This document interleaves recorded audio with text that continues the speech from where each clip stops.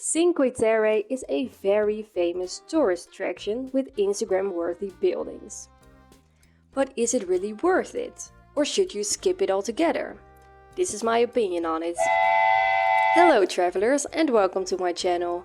My name is Gwen and I make videos about traveling and specifically traveling by train.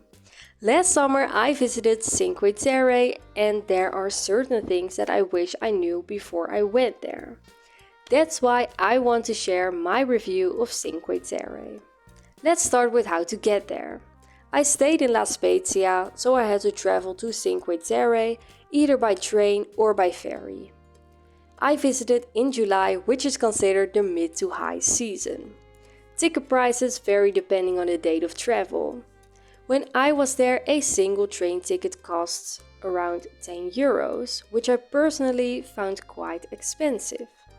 Since Cinque Terre consists of 5 villages, transportation costs can add up quickly if you buy individual tickets for every journey between the villages. Fortunately, there are also Cinque Terre train cards, which can significantly reduce the overall cost. A one-day card costs around 35 euros and includes unlimited train travel between the villages. It also offers discounts on certain tourist attractions and activities, making it a good value for many visitors.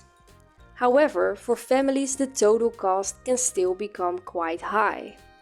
Another option is to travel by ferry, which costs around 42 euros for a day pass. In my opinion, both options are still relatively expensive, especially considering that the train rides between the villages only take a few minutes.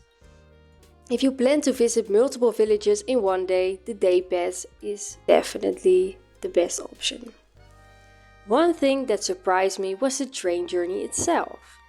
I expected a scenic ride along the coastline, but most of the route actually runs through tunnels. You do get occasional views of the sea, but only for brief moments. Next, what can you actually do in Cinque Terre? Although Cinque Terre is a picturesque destination and a popular spot for Instagram photos, there's not a huge amount to do in most of the villages. There are several beautiful hiking trails, although some of the most popular routes require a hiking pass or a Cinque Terre card. There are also plenty of restaurants, cafes and shops to explore. Because of this, I feel that many of the activities revolve around enjoying the local food and atmosphere.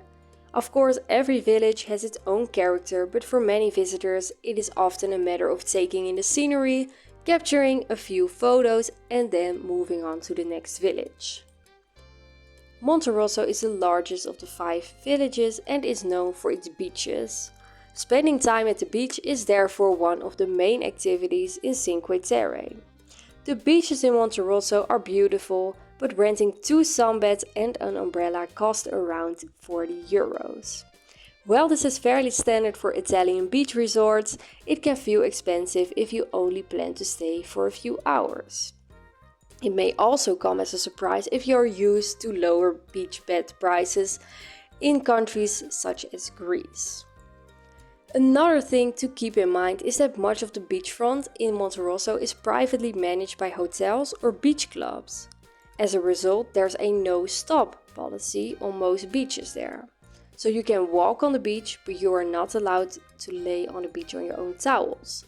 The man at the entrance to the beach, who worked there, told us that we weren't allowed to stop walking on the beach, which I thought was a bit dramatic. A useful budget tip is to walk to the left after leaving Monterosso train station, where you will find a public beach area. In conclusion, do I think Cinque Terre is worth visiting? The answer depends on what you are looking for. It is a destination that is primarily about beautiful scenery and atmosphere, and there is nothing wrong with traveling somewhere for those reasons. However, whether that experience is worth the cost is a personal experience. Personally, I see Cinque Terre as more of a one-time experience. If I could visit again for the first time, I would choose to go during the low season and spend more time hiking. Ultimately, the decision is yours, but there are reasons why I personally do not think Cinque Terre offers enough value for the money. I also don't think that you have to get a day pass for more than one day if you only plan on seeing the buildings and making pictures.